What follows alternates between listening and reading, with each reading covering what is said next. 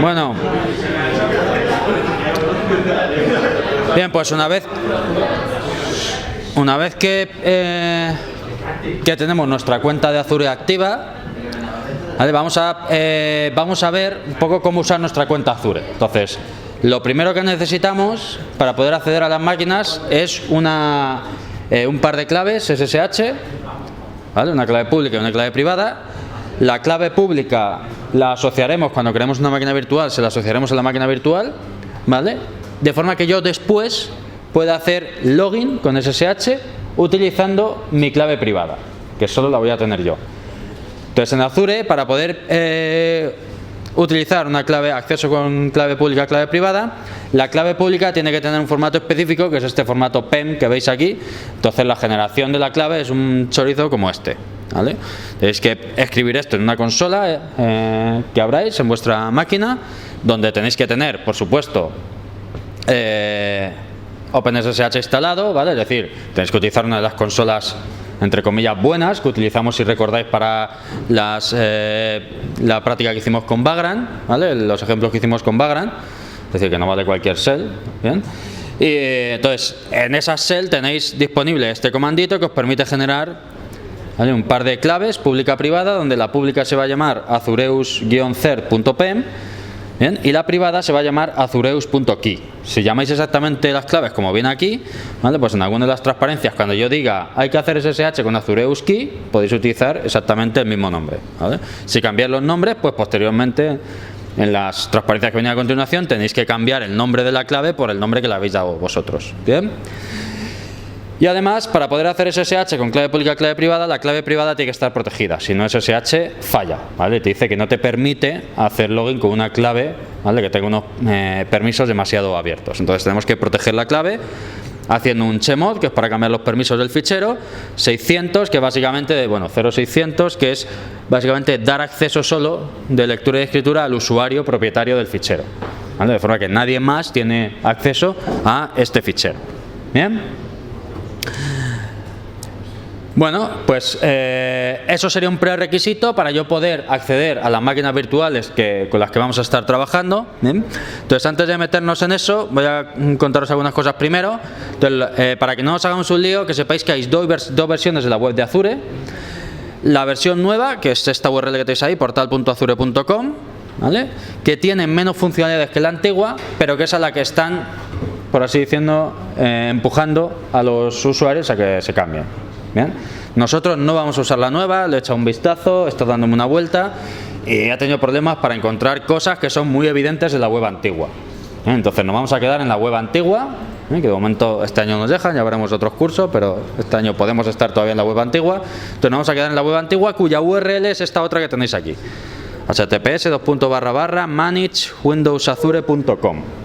Bien, entonces eso nos lleva a la web antigua, que yo creo que es más clara y que tiene además más funcionalidades, ¿vale? Porque no todo lo que está en la antigua lo han portado a la nueva. Y además tiene una cosita muy interesante que ahora vais a ver, ¿vale?, que tenéis en primer plano arriba, en la barra de arriba, el estado de crédito de vuestra suscripción, ¿vale? Aparece como una especie de botón verde, ¿vale?, que si lo pincháis os aparece un desplegable que os dice cuánto crédito os queda y cuántos días quedan para que se renueve el crédito, ¿vale? Porque vosotros tenéis, creo que son $100 por mes, ¿vale?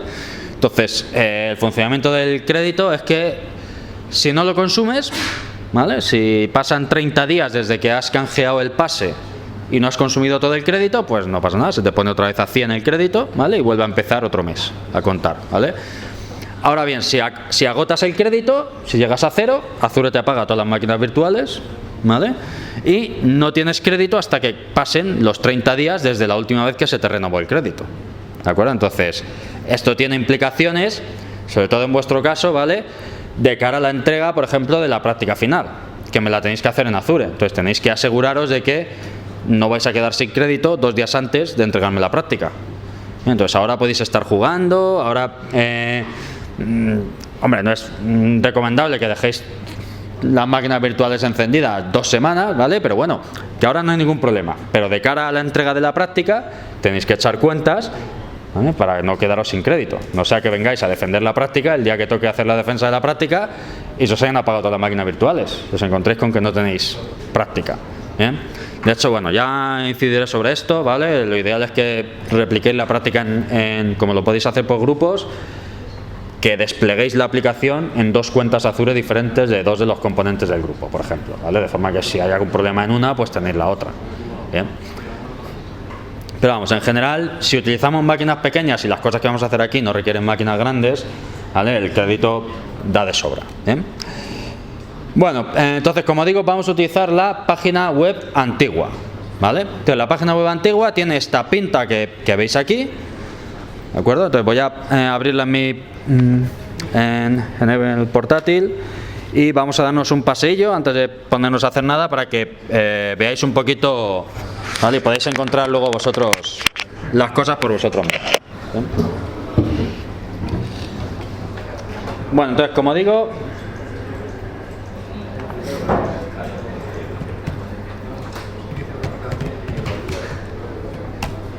esta es la URL de la página web antigua de Azure. ¿Bien?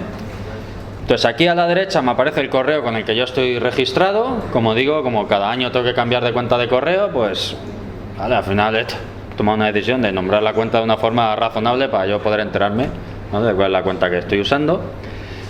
¿Bien? Entonces, bueno, tengo aquí un enlace que me lleva a visitar el nuevo portal. ¿Bien? Y aquí ahora en un ratito, que le cuesta un poquito, ¿vale?, me saldrá una bien, esto, ¿vale?, una parte de la barra de arriba que es en verde, que pone estado del crédito. Si yo pincho aquí, veo el estado del crédito. Yo como profesor tengo $250, que viene a ser 200 euros, ¿vale?, de crédito por mes, ¿vale? Entonces me viene cuánto crédito me queda, ¿vale?, del crédito total que yo tenía al principio del mes, y cuántos días me quedan para que se me renueve el crédito, 22 días, ¿vale? Entonces, si me pongo a gastar crédito a cascoporro, pues llegará un momento en que me quedaré sin crédito y a lo mejor todavía me quedan varios días para que se me renueve. Mientras estoy sin crédito no puedo tener máquinas virtuales arrancadas ni nada, ¿vale? Ningún recurso, ¿vale?, consumiendo crédito, porque no lo tengo. Bien, la ventaja de Azure frente a otros proveedores es que nos permite tener este crédito sin tener nosotros que haber puesto una tarjeta de crédito, ¿vale?, encima de la mesa, porque hay otros proveedores que incluso aunque me den, me puedan dar crédito, ¿vale?, que yo puedo gastar, me requieren, me obligan a tener una tarjeta de crédito asociada, ¿vale? Entonces, cuando se te acaba el crédito, te tiran de la tarjeta. Entonces, evidentemente, pues, no es una cosa que me parezca adecuado, ¿vale?, para el contexto en el cual lo vamos a hacer nosotros, que es aquí en clase. Entonces, lo bueno de Azure es que nos permite utilizar solamente el pase de Azure y el crédito que esté disponible en el pase. Si se agota el crédito, pues ya está. ¿Bien? Vale, entonces, la página, ¿vale?, tiene un menú a la izquierda, que es con el que vamos a ir creando los elementos. Básicamente, todo lo vamos a hacer a través de la opción esta de máquinas virtuales, ¿vale?, que es la tercera opción de este menú. Bien, pero bueno, si pensáis en la opción de arriba, nos muestra todos los elementos que tenemos en nuestra cuenta Azure. Esos elementos incluyen cuentas de almacenamiento, ¿vale?, que requiere Azure para guardar cosas, ¿vale?, por ejemplo, asociadas a discos duros y cosas de este estilo. Lo que llaman ellos servicios en la nube, ¿vale?, donde un servicio en la nube típicamente engloba varias máquinas virtuales, ¿vale?, que proporcionan ese servicio. Luego lo veremos cuando empecemos a ver diferentes topologías de despliegue de aplicaciones en la nube, ¿vale? Máquinas virtuales, recursos de red que yo pueda tener, balanceadores de carga, todo eso, ¿vale?, me aparece aquí en la pestaña de todos los elementos, ¿vale? Yo, como ya tengo cosas en la cuenta, pues esas cosas aparecen directamente aquí. ¿Bien? A vosotros probablemente os aparecerá vacío. Muy bien, pues vamos a ver cómo crearía yo una nueva máquina virtual. Entonces, la creación de cualquier tipo de elemento pasa por pulsar en el más, que han puesto en tamaño 50, ¿vale?, para que lo tengamos claro. Entonces, la creación de cualquier recurso en nuestra cuenta de Azure pasa por darle a ese más. ¿Bien?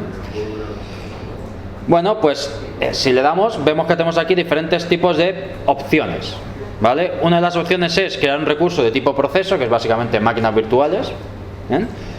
pero también podría crear un recurso de tipo base de datos, porque Azure me ofrece la posibilidad de tener bases de datos gestionadas por ellos, que yo no tengo que instalar ni nada, sino que ellos directamente me dan una URL donde yo puedo apuntar mi aplicación, y esa URL es una base de datos donde yo puedo directamente ir escupiendo los datos, ¿vale? Y ellos se encargan de la replicación, de la escalabilidad, de todas esas historias, ¿bien? Evidentemente me cobran por ello, ¿vale? Pero es un servicio que tengo a mi disposición, ¿vale? Y luego tengo diferentes servicios de aplicaciones que me permiten, por ejemplo, montar servicios de mensajería para mandar SMS, por ejemplo, o para comunicar aplicaciones a través de mensajería, servicios de multimedia para reproducir vídeo, ¿vale? Aquí entrarían también cualquier tipo de servicio que mi aplicación pueda requerir como un servicio externo, que en lugar de montarlo yo dentro de mis servidores, lo puedo consumir como un servicio que me proporciona Azure, también con un precio, ¿vale? Y luego diferentes servicios de red, como redes virtuales, balanceadores de carga, CDNs, que son básicamente servicios que me permiten distribuir artefactos como por ejemplo vídeos o imágenes a diferentes regiones del globo para que el usuario pueda acceder a la región que está más cercana a él, ¿vale? No tenga que irse hasta nuestros servidores para recuperarlo. Bueno, una serie de cosas que ya hablaremos un poquito más de ello. Nosotros lo que vamos a utilizar vamos a crear un recurso de tipo proceso, ¿vale? Y dentro del tipo proceso vamos a elegir una máquina virtual, ¿de acuerdo? Veis que hay diferentes tipos de servicios, ¿vale? Nosotros elegimos crear una nueva máquina virtual. Y aquí tenemos dos opciones: creación rápida y creación a partir de la galería. Entonces yo voy a elegir esta segunda, siempre vamos a elegir esta segunda, porque entre otras cosas me permite poder especificar, ¿vale?, un par de claves SSH a utilizar en la máquina virtual, ¿bien? Vosotros no habéis creado todavía el certificado para acceder por SSH a la máquina, pero no os preocupéis, yo voy a explicar un poco el proceso y ahora vosotros os ponéis a ello, ¿bien? Entonces, como veis, cuando yo digo crear una nueva máquina virtual de la galería, me salen todos los diferentes tipos de máquinas virtuales que yo puedo crear. En Azure yo puedo tener máquinas Windows, pero también puedo tener todo un conjunto diferente de máquinas Linux. Concretamente yo voy a elegir una máquina Ubuntu de tipo 1404 LTS, ¿vale? Que hasta que salga ahora en este mes de abril la 1604 LTS es la imagen que típicamente pondríamos en producción, ¿vale? Porque es una imagen Ubuntu a la cual se le da soporte durante, creo que son 5 años, ¿vale?, de actualizaciones, con lo cual puedo tener la máquina actualizada ante problemas de seguridad, etcétera, etcétera. ¿Bien? ¿Vale? La anterior fue la 1204 LTS, sacan una de estas cada 2 años en abril, ¿de acuerdo? Muy bien, pues elijo esta máquina virtual y aquí abajo a la derecha tengo la flechita para pasar al siguiente. Esto es un asistente, ¿vale?, a la siguiente página del asistente. Muy bien, pues aquí se me informa de qué versión de 1404 quieres usar, ¿vale? Porque cada poco tiempo se construye una nueva versión con todas las actualizaciones de seguridad que hayan ido saliendo para Ubuntu 1404. ¿Vale? Entonces, aquí típicamente dejaremos la última versión, ¿vale?, viene ordenada por fecha, que es la del 15 de marzo. O sea, hace unos pocos días, ¿vale?, 14 días, se sacó una nueva versión de Ubuntu 1404 con todos los parches de seguridad, ¿vale?, que han ido apareciendo. Después tengo que especificar el nombre de la máquina virtual. El nombre de la máquina virtual, ahora lo comentaré, tiene que ser único, ¿vale?, dentro del servicio donde la vamos a montar. Ahora veremos que las máquinas virtuales se crean siempre dentro de un servicio y veremos por qué. ¿Bien? Entonces, yo voy a nombrar a esta máquina virtual, por ejemplo, Java, ¿vale? Luego el nivel lo vamos a dejar en estándar, aquí no vamos a tocar nada. El tamaño de la máquina virtual, aquí puedo elegir el tamaño que yo quiera. A más tamaño, más coste. Entonces las máquinas tipo A, ¿vale?, son máquinas, por ejemplo, que tienen disco duro que no es de estado sólido, ¿vale? Tiene un disco duro magnético de toda la vida, ¿de acuerdo? Las máquinas tipo D1 de versión 2, las D de versión 2, por ejemplo, sí que tienen disco duro de estado sólido. Pero claro, la más pequeña, por ejemplo, tiene 3,5 GB de memoria, con lo cual evidentemente, ¿vale?, tiene un coste más alto que coger una máquina, por ejemplo, de tipo A1. ¿Bien? Para lo que nosotros vamos a estar haciendo aquí, en principio máquinas de tamaño A1 no son suficientes, ¿vale? 1,75 GB de RAM, ¿vale?, más que de sobra para montar una aplicación Java, que es lo que vamos a hacer, y como mucho una base de datos MySQL, ¿sí? Entonces voy a seleccionar este tamaño. Luego yo podría cambiar, si quiero, el nombre del usuario que utilizo para loguearme. Esto lo voy a dejar siempre así, de forma que para mí, siempre que quiera loguearme en una máquina Azure, utilizaré el usuario Azure User. ¿Bien? Y luego la forma de autenticación, ¿vale? Entonces la forma de autenticación va a ser a través de claves SSH, ¿vale? Donde, como ya os digo, tengo que haber cumplido los prerequisitos que tenéis en la primera transparencia, ¿vale? Y haber generado una clave privada y una clave pública.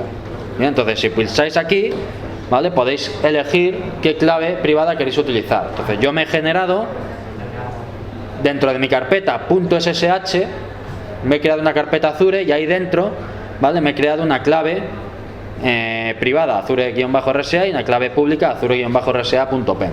Vosotros, si seguís las instrucciones, acabaréis con un Azure Key y un Azure Key.pen, me parece que ponía en la transparencia. Bien, entonces yo elijo esta clave, tiene que ser formato PEM, ¿vale? Y la dejo asociada. Entonces lo que hará Azure cuando arranque la máquina virtual, las máquinas virtuales se arrancan a partir de una imagen, igual que os comenté que pasaba con Vagrant, ¿vale? Y con VirtualBox, se arrancan a partir de una imagen, ¿de acuerdo? Entonces Azure tiene una imagen base para Ubuntu 14.04, que es la que hemos seleccionado, ¿vale? Esa imagen, por así decirlo, la clona, inserta el usuario Azure User dentro de la imagen, dentro de la máquina virtual clonada, ¿vale? Y asocia a su usuario la clave que le acabamos de pasar. De forma que cuando la máquina virtual arranque ya está preparada para que yo me pueda loguear con ese usuario utilizando la clave privada. Bien, esto es un mecanismo estándar en cualquier proveedor de cloud, ¿vale? De tipo IaaS, ¿vale? Que nos permita arrancar máquinas virtuales, ¿vale? Hay imágenes a partir de las cuales se crean estas máquinas virtuales. Y nosotros luego veremos que podemos crear también nuestras propias imágenes. Bueno, pues ya tengo preparada la parte de autenticación, le doy a siguiente. Vale, en esta parte me obliga, por así decirlo, Azure a asociar mi máquina virtual a lo que ellos llaman un servicio en la nube. ¿Vale? ¿Qué es un servicio en la nube? Básicamente es una entidad que aglomera diferentes máquinas virtuales, que se supone que trabajan juntas, ¿vale? Para proporcionar un servicio. Por ejemplo, yo podría tener mi aplicación, los ejemplos que hemos visto de bases de datos, ¿vale? Con mi aplicación en una máquina virtual y mi base de datos MySQL en otra máquina virtual diferente, pero dentro del mismo servicio en la nube, porque trabajan conjuntamente, ¿vale? Para proporcionar un servicio. Por un lado tengo una máquina virtual que me da la persistencia a través de MySQL y por otro lado tengo una máquina virtual que me da el acceso web, ¿vale? La aplicación web a través de una aplicación Spring. ¿Sí? Entonces, típicamente cosas que trabajan conjuntamente las pondremos dentro del mismo servicio en la nube, ¿vale? Veremos que además esto también tiene implicaciones, ¿vale? Pero me va a permitir, y esto es una cosa esencial dentro de lo que es el mundo cloud, que cada máquina virtual tenga una IP privada, ¿vale? Y que yo trabaje solo con una IP pública que está asociada al servicio, no a las máquinas, ¿vale? De forma que mi máquina MySQL, por ejemplo, nunca esté expuesta al público, ¿vale? Solo se puede acceder a ella a través de la IP privada. Y lo que expongo realmente hacia el exterior es exclusivamente la aplicación web, ¿vale? Luego hablaremos ya un poco más en detalle de esto. Bueno, aquí me sugiere como nombre del servicio en la nube el mismo nombre de la máquina virtual. ¿Cuál es el problema? Que todo servicio en la nube tiene asociado un dominio, un nombre de dominio que es el nombre del servicio .cloudapp.net, ¿vale? No está, el nombre del usuario no aparece por ninguna parte, ¿de acuerdo? Entonces, cualquiera que cree un servicio en la nube en Azure tiene que elegir un nombre que no colisione con cualquier otra persona en el mundo que esté creando un servicio en la nube en Azure. ¿Entendéis lo que quiere decir? ¿Vale? Porque si todo acaba en .cloudapp.net, pues evidentemente todos estamos yendo, ¿vale? Hacia el mismo dominio y tenemos que poder diferenciar el nombre del servicio. ¿Bien? Entonces, ¿qué es lo que yo os recomiendo? Bueno, pues que aquí uséis algo que os pueda identificar, ¿vale? Sin que colisione con otra cosa y que a lo mejor le pongáis, por ejemplo, algo así. Yo puedo utilizar mi apellido, por ejemplo, y además decir DAD 2016, ¿vale? Una cosa de este estilo. ¿Bien? Entonces, esto es muy difícil que vaya a colisionar con nada. ¿Bien? Pero tenéis que elegir algo que no colisione. De todos modos, como Azure os informa, os sale el aspa verde o el aspa roja, ¿vale? Pues sabéis si el nombre está disponible o no. ¿Bien? Y luego tenéis que decir en qué región queréis crear este servicio y la máquina virtual asociada, ¿vale? Todas las máquinas virtuales que van dentro de un servicio tienen que ir en la misma región que el servicio. ¿Bien? Entonces, ¿dónde ponemos el servicio? Pues hombre, en algún sitio que nos caiga cerca. Entonces, no voy a ponerlo en Estados Unidos, porque las peticiones van a tardar más en llegar hasta allí. Voy a ponerlo en el oeste de Europa, ¿vale? Tiene un conjunto tiene un centro de datos en el oeste de Europa, ¿vale? Donde yo puedo crear las máquinas virtuales. ¿Bien? Y luego me pide también una cuenta de almacenamiento, ¿vale? Esto es para gestionar los discos duros, están asociados a una cuenta de almacenamiento. Y aquí voy a dejar que me genere una automáticamente para la máquina virtual y no voy a especificar nada más, ¿vale? ¿Sí? Y aquí sobre esto de los extremos hablaremos ahora, ¿vale? Lo que va a hacer Azure automáticamente es abrirme el puerto 22, me va a crear un servicio en la nube. Ese servicio va a tener una IP pública, ¿vale? Y el puerto 22 de esa IP pública lo va a mapear contra el puerto 22 de la máquina virtual que me va a crear, ¿vale? Porque hay una red virtual asociada al servicio en la nube, ¿vale? Y luego las máquinas virtuales están dentro de esa red virtual con IPs privadas. Bien, entonces solo hay una IP pública, que es la del servicio, ¿vale? Y todo lo que yo quiera acceder dentro, pues tengo que hacerlo mapeando puertos de la IP pública con puertos de las máquinas virtuales. Entonces, lo que hace él por defecto es mapearme el puerto SSH, que es el puerto 22, ¿vale? Público, con el puerto 22 privado de la máquina virtual que yo voy a crear. ¿Sí? Entonces, le damos a siguiente. Aquí no hay que tocar nada en esta página, ¿vale? Simplemente le damos a OK.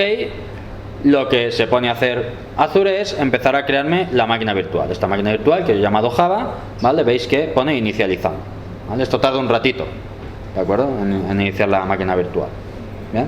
Entonces, si queréis poneros vosotros a hacer este proceso, generáis primero las claves, ¿vale? Para tenerlas disponibles, porque tenéis que asociar la clave privada, perdón, la clave pública en el asistente, la tenéis que poner, ¿vale? La clave que queréis usar, y creáis una máquina virtual en Azure.